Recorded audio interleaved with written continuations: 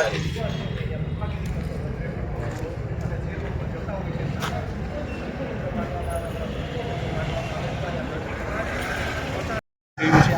જ તેના જે દ્રશ્યો જોઈ રહ્યા છો સાથે જ જો વાત કરવામાં આવે તો ભાવનગર કરચલિયાપરા વિસ્તારમાં જે થનાભાઈ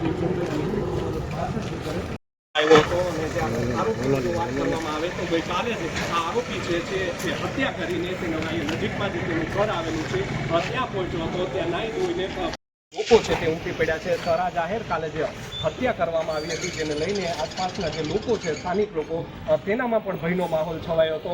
આ તેના સીધા આવારા તત્વો છે તેને પોલીસ દ્વારા પાઠ ભણાવવામાં આવતો હોય છે. ખૂબ જ આ આરોપીને પકડી લેવામાં આવ્યો છે.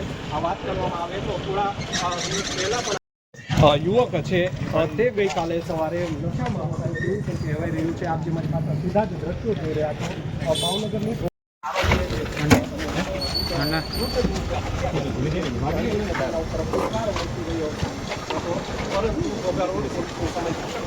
આરોપીને ગણતરીની કલાકોમાં જ પકડી પાડવામાં આવ્યો છે. હાલ પોલીસ દ્વારા આવ્યો હતો અને ફરીથી ત્યાંથી ચાલ્યો ગયો હતો અને તેનું પર્સ જે છે ખિસ્સામાંથી તેની પણ લૂંટ કરવામાં આવી હતી.